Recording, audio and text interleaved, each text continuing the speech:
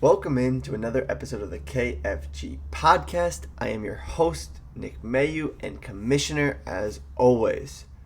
Today, we got a good episode for you. We're going to go into the power rankings, my first power rankings of the year post week one. Maybe we'll do a little breakdown on things as well as a Fantasy 5 recap. And then to top it all off at the end, we bring in a guest and do a segment that I know you guys enjoyed last year. What a week one it was. I feel like it was super low scoring overall. No one's team, to say the least, really impressed me. I think similar to Bartis's power rankings last week, it's going to be a lot of interesting spots. It was tough to place everyone where they were. I think after 1 week, you don't have the data to be like, all right, you're 10, you're 1, you're 8, you're just kind of throwing teams in spots where you think they might end up. But I think it's tough. So far, I think a lot of the rankings can kind of go hand in hand. I don't think necessarily the team at 1 is that much better than the team at 10, just to put it that way. So it was tough to rank everyone, and no shot on Bartis, no fade on Bartis, nothing like that. But those were his power rankings last week. I'm doing my power rankings this week, so you can kind of see where mine would have differed, because it's very similar to how his would have been pre-season. I only have 1 week of data now to kind of plug and play everyone into their power rankings for this week. So we'll get into it. If you could tell, I'm recording this bright and early for you guys. Recorded some segments yesterday, but this one's bright and early Tuesday morning, so you guys can have a pod right away. So let's get right into it. We're gonna go with number 10. We got Emmett. I know Bartis out of Emmett at 10. I got Emmett at 10. Things were looking good for Emmett. He had Jettis, he had ETN, and then it just kind of hit a wall, and everything got just worse and worse for Emmett. Drake London, dud. Dallas Goedert, dud. Aaron Rodgers, injury, 0 points. 3 out of his 8 players put up 0 points. It's not going to be like that every week. I almost guarantee that. So things will get better for Emmett. You can only go up from where he started, but it's just rough. You don't have a quarterback. You got to play the waiver wire now. I think Breece Hall kind of solidified himself in the backfield, which helps Drake London and DeAndre Swift getting absolutely no work. Dallas Goedert was just completely ignored on the field. Emmett's got a young team, so the depth is there, but getting there slowly. I think it's a classic Emmett team where it might be a little too late later on in the season. Hopefully he can get it done a little bit earlier and make the right adjustments to move himself up. At number 9, we have Barrera. I think Barrera's team's a little bit better than this spot. He had a rough week 1, but you saw it here. No Cooper Kupp, and the rest of the wide receiver room is kind of depleted. 2 of your 4 wide receivers, you're counting on Russell Wilson to throw to them. So we'll see how that goes. Again, you're carried by this running back room, and the running back room didn't really get it done last week. I think things will get better because that running back room is still strong. Justin Fields looked terrible. Geno Smith looked terrible. Some cause for concern there, maybe. It's only 1 week. Let's not overreact. But strong running back room that can kind of propel this team a little bit further, I think. However, without Cooper Kupp, this wide receiver room is weak. He's going to need Cooper Kupp to come back, or he's going to need to make a move to get, a waiver wire wide receiver, or maybe even in a trade. So Burr at 9, bringing us to number 8 with our first team that was 1-0. I have Steve at number 8, and I know that feels low, but I wasn't as high on Steve's team. I said it last week where it was a low floor, high ceiling team, and we saw exactly that. The rest of the team was putrid, to say the least. Just no production anywhere except for Tyreek Hill with his 40-point performance, which can happen at any time. And that's what makes Steve's team so dangerous, is that the fact that this team can probably put up 200 points on a good week. You have guys that could just go off for 40, and you wouldn't be surprised that it happened. So that is scary, but I think Steve's team has such a low floor, and you saw that. Lamar Jackson with his 8 points. You saw a couple other guys under double digits. He's got players there that could do it, just no real consistency, no that high floor that he's missing could hurt him in weeks. We could see another classic Steve team where, you have that stretch of weeks where these guys are just not putting it together, and especially if you don't get one or two. I think it was a low-scoring week, and Steve benefited from that. But none the fact, he's got the explosiveness that you look for in fantasy, where if a couple guys get hot, Steve's team will go streaking. At number 7, we have our former champ right on the edge of that playoff spot. I had Drew at 7, as he is going to miss the playoffs this year. I do like his team. However, it was an absolute dud in week 1. That Super Bowl hangover always comes to fruition. The Bengals were awful. I mean, you're not going to get that again. You're not getting that again from Joe Burrow and Jamar Chase. And if you do, you will not be winning games, especially when you have both of them. The running back room, which we saw and thought would be a problem for Drew, as you know, he went wide receiver heavy and didn't draft the running backs in the 6th round. You kind of saw that in week 1. Cam Akers did not look like the running back one. David Montgomery was, but didn't look as good as Jahmyr Gibbs in his 10 plus carries that he got over him. James Cook was okay, but the Bills' offense wasn't really anything. I think Drew's team will be fine, though, aside from the fact that he's not supposed to make the playoffs this year. I do like his pieces, and I think it was just a really rough week 1, and I expect to bounce back in week 2. At number 6, I have Shijin.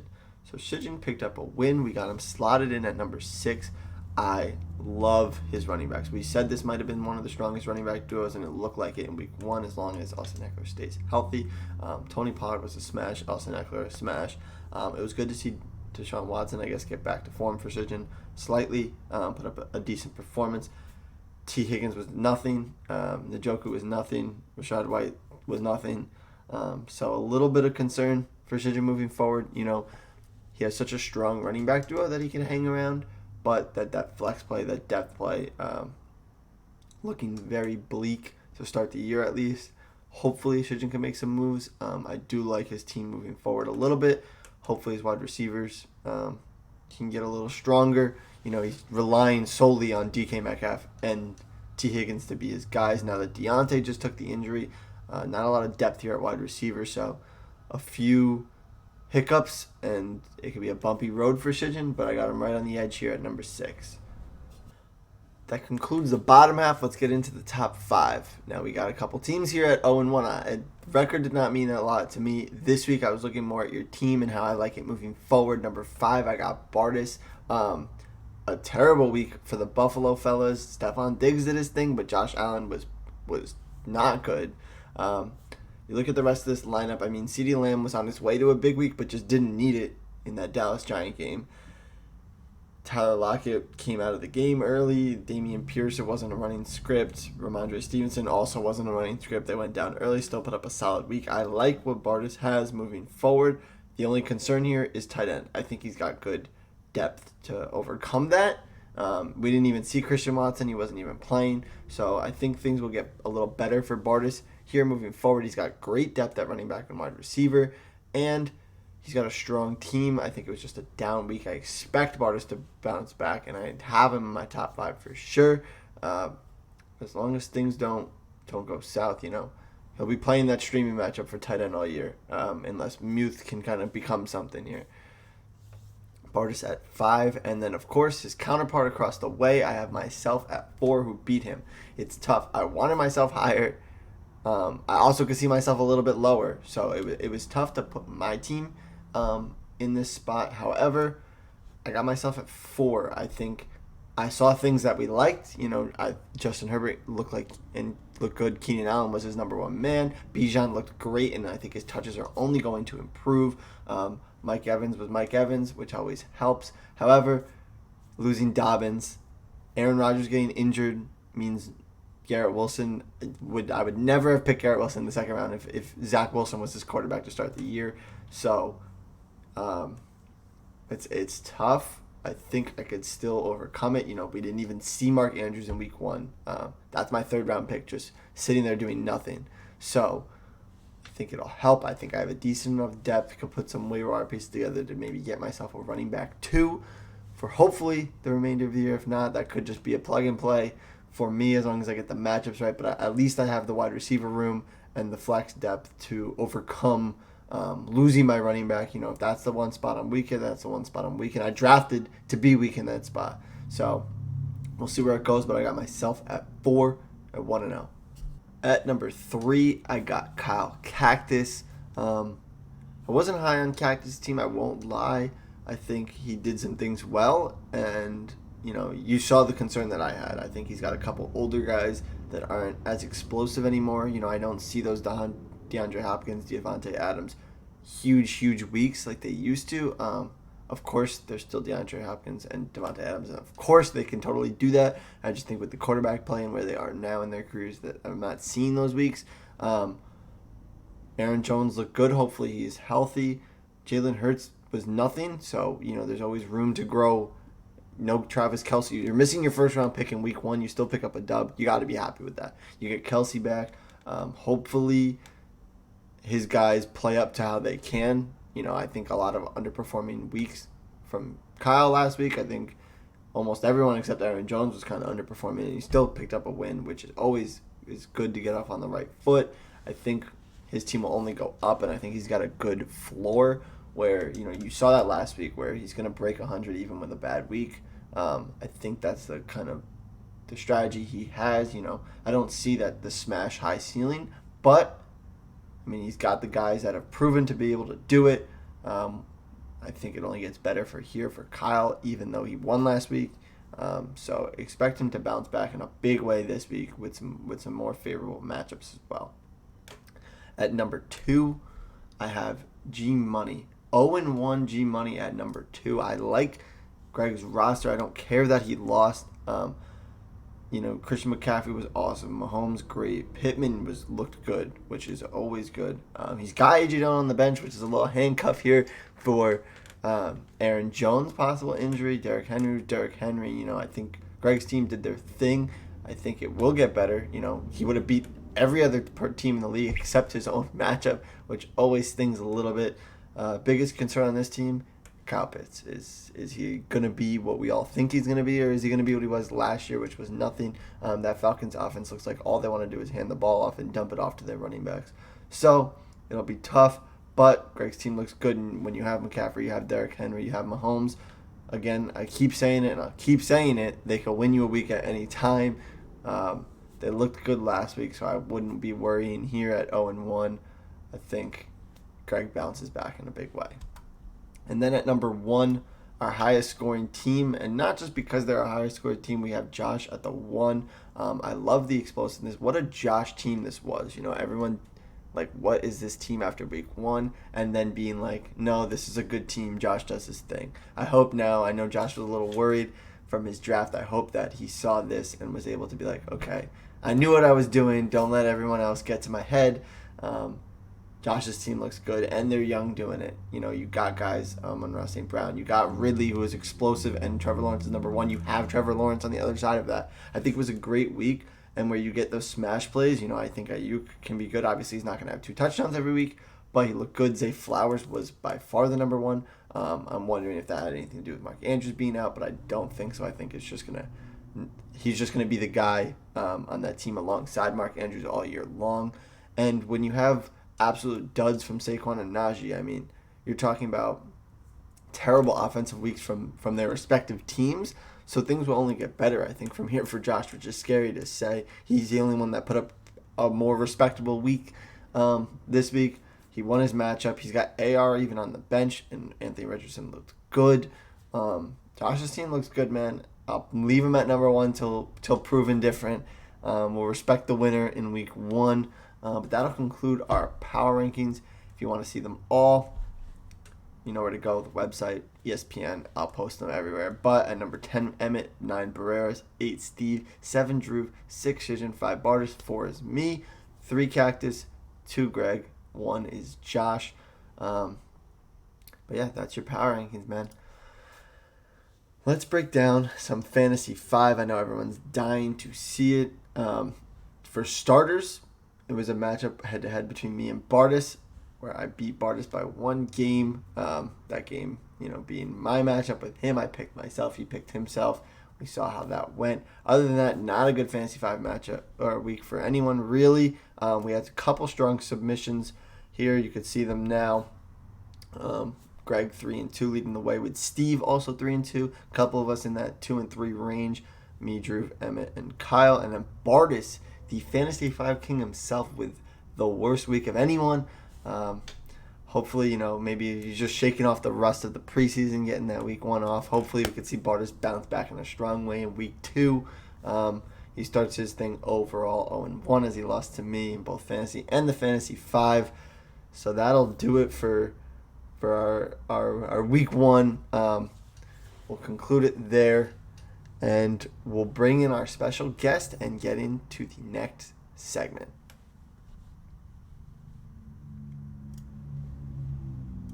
I want to welcome in our special guest and special segment for the day. Drew, welcome into the pod. It's great to be back. Can't wait. This is the first appearance post-draft, so can't wait to keep on coming. Yeah, exactly. We're happy to have you back as always. And today our segment's going to be a familiar segment. We ran it last year. We're going to run it back again with you. We're going to go over and rank our team names, our fantasy team leagues names. Last year, I think it was a little bit lackadaisical. Not a lot of effort was put into the team names. This year, it looks like everyone stepped up their game, and we got some good ones to go through today. Drew, what are you thinking so far? Yeah, I'm loving it. I had a rough time, when I was making the initial rankings. Yeah. Because, everyone really actually decided to do something this year. Hopefully, maybe it was influenced by last year, how hard I was on some people. So, Yeah. I'm going to keep on being hard on everyone because this is a very important thing. Your team name is going to be on the trophy when you win. So you don't want to have a BS team name like we have half the guys already on the trophy. So Exactly. Throwing some shade at some former winners. Now that you're a champ yourself, you weren't a champ last year when you did the rankings. Now that you're a champ, you could throw some shade on the rest of that trophy as you're looking at it. Absolutely. All right. Well, without further ado, let's just pop right into it. Drew, why don't you tell us who's going to sit here at number 10? All right. So number 10, he's supposed to be my boy this year, but we are going with Kyle Cactus Bardis with no nukes given. It's not that it's the worst team name I've ever heard, but it's just like the phrasing of it, no nukes given. We obviously know what nukes is supposed to be replaced by. So it kind of feels like someone who just learned their first curse word, put it in their team name. Wow. And they just replace it with nukes. So Kyle, I'm rooting for you, bud. But this team name, hopefully, maybe we'll do an end of the year power ranking on team names, and you could have a better one. Yeah, to start off, Kyle in the number 10. Now, before we move further, did anyone's logos bump them up an extra step, or were we focused strictly on the team names? I will mention the logos on some of them that helped me decide on, when it got a little tough to rank them. So, the logos added an extra boost. Thanks for obviously making the logos for everyone. Of course, I'm happy to. And hopefully, the people that don't have one reach back out to me, and hopefully that's inspired people to come up with a little more creative names if they can get a cool logo. Well, Kyle at 10, who's sitting at number 9? Number 9, this one was the only disappointing one that I'm really bummed about, is Sejin with a repeat name. Teehee also put up a donut yesterday. So, repeat names never really fly around here. So, Sejin, when he drafted Teehee, I told him you better change your team name, and obviously he didn't take my advice, and now he's sitting at number 9. And, a little bit of karma. Maybe that's why T. Higgins wasn't able to perform on Sunday. You got to switch it up, got to change up the players. Teehee at number 9. Love it. All right, let's hear the rest. All right, well, this is where it gets a little shaky because this is one just up to personal preference. The 9 and 10 are kind of, almost unanimous, I'd say. Between you and your committee? It's between me and everyone I contacted for the ranking. So for number 8, we actually went through a name change here. This person went off, was Holy Hill by Steve. Mm-hmm. It just feels like I know he's going for a holy hell, but and Tyreek didn't drop 200 yesterday and a couple of touchdowns, but I just feel like compared to other team names, this is very, very weak, one would say. So it's not a bad team. I like Steve's original team name a lot better. Okay, that's what I was gonna ask. Was Lamar? What was it? Lamar, I say it. The less I like it. Would that have Yeah, put that him was, a little bit higher up in the yeah, rankings? it was in the top five for sure. But Okay. now hopefully he'll just we could do better, Steve. We He could tried. definitely He do was better. trying to think of something. I could tell. He saw Tyreek Hill's performance compared to Lamar on Sunday. Let that influence his decision making come Monday morning. Trying to find something to fit Tyreek Hill into. We're not quite there yet. Yeah, not there yet. Maybe Perfect. we'll be there one day. Yeah, exactly. Number 7. Who we got? Number seven, I went with Koopa Troopas by G Money. I don't think it's a bad name at all. Obviously, I might say that for every single one because it's tough to rank everything. Got some good But names. it's it's a solid team name. I wish he had Cooper Cup. Definitely would have maybe bumped it up because then you had two Koopas Mm. because it's only based off of Amari Cooper, and it might have been the weaker of the Mario references in the team names. So maybe that's why he's a little on the bottom half side. The Koopa Troopas. Yeah, and the logo definitely doesn't help.